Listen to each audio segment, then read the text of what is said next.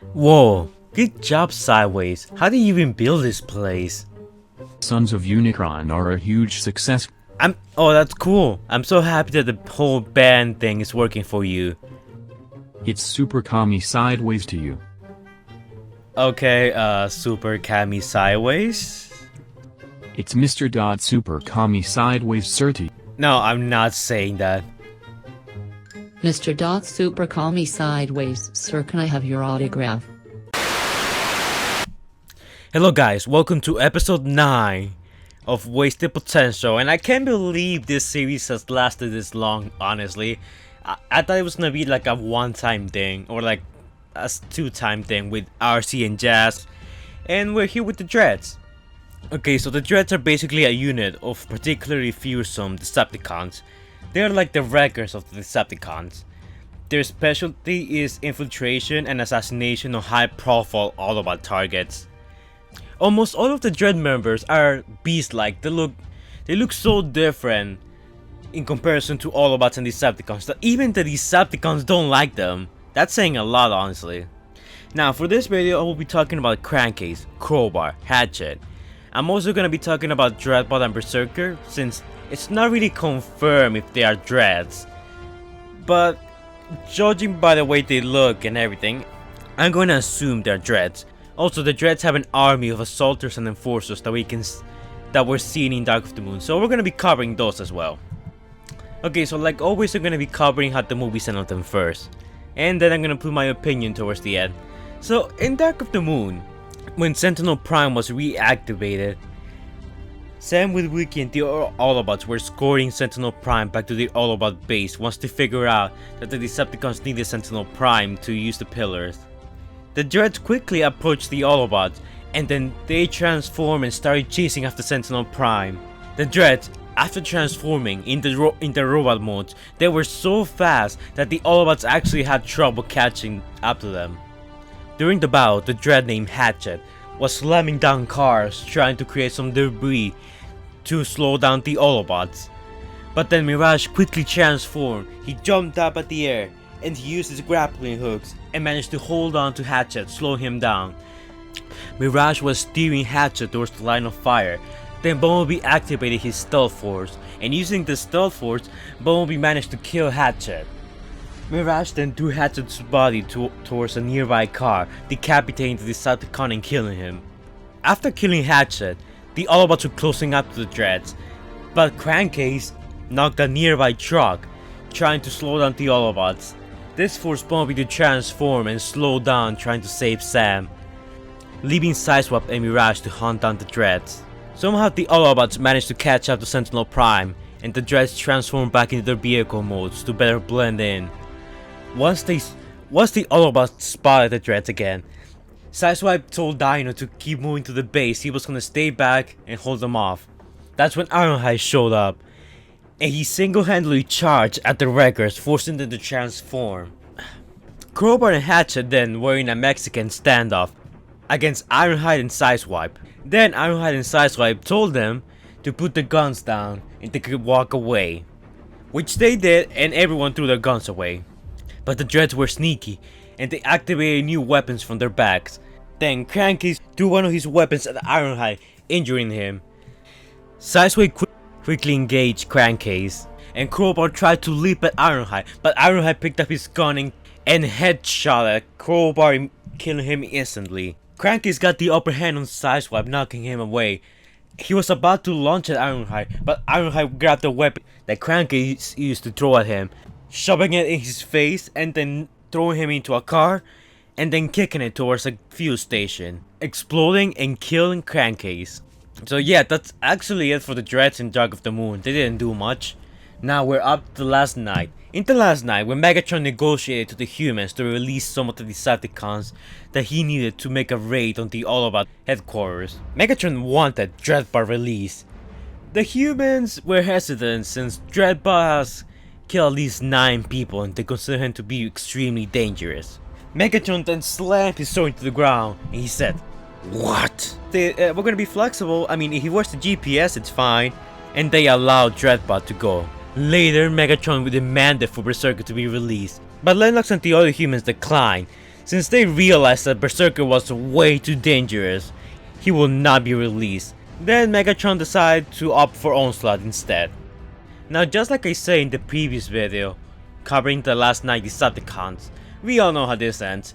They go to the junk jar, Dreadbot appears here and there, Grimlock appears, Grimlock eats Dreadbot. Yes, that's how he dies. Ugh, Michael Bay! The Dreads were a cool concept, but you gotta crap on their cereal of awesomeness. Ugh. Okay, save your opinions for later. You can rant all you want later. Let's just get through this. Next, in Dark of the Moon, the game, a lot of Dreads were stationed in Central America under the command of Starscream.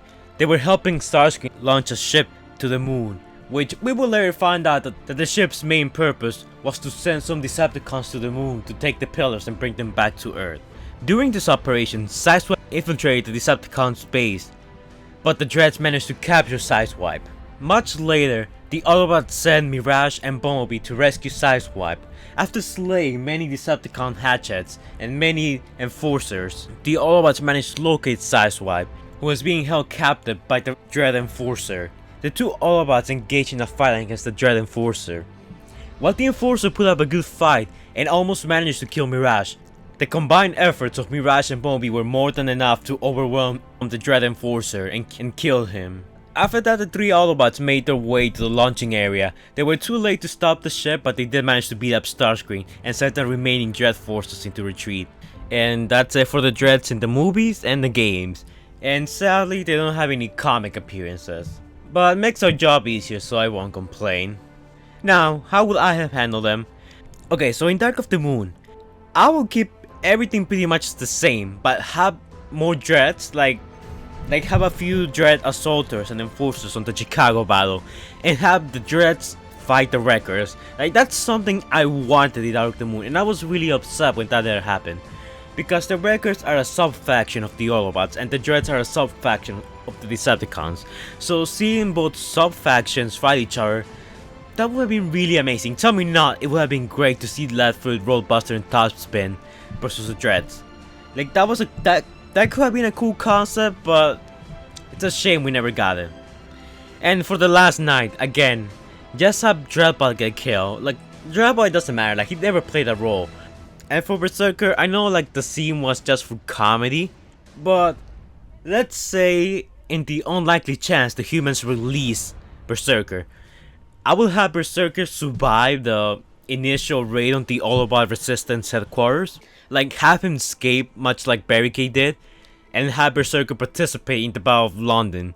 Because if we had two Decepticons chasing after Bumblebee, I'm pretty sure that would have forced Bumblebee to transform and engage. We could have had the Barricade versus Bumblebee versus Berserker battle. Also, if Berserker was in London, my guess is that Berserker and Barricade could have killed Bumblebee. I'm not even kidding. Listen, I already established that Berserker is one of the most OP Transformers in the movies, next to Lockdown, Optimus, and Megatron. Or, scenario number 2, Bumblebee's outnumbered and then Hot Rod joins him, because Hot Rod was just going around at this point. So we could have gotten a two-way fight between Hot Rod and Bumblebee. Maybe Hot Rod would have shown up and he would have stopped the time. Maybe you know, giving Bumblebee and Hot Rod a chance to kill them, or a chance to delay them. But I'm gonna assume that the stop the time thing would just temporarily buy the Autobots some time to escape, grab Cade, and go to the submarine. And then have Berserker be with Barricade, Megatron, and Nitro Suits activating the staff. For him to just, you know, get lost like Barricade and be a prominent character in the next movie. That's what I would have done with Berserker if, you know, I was in the production and everything. But that's just my opinion, guys.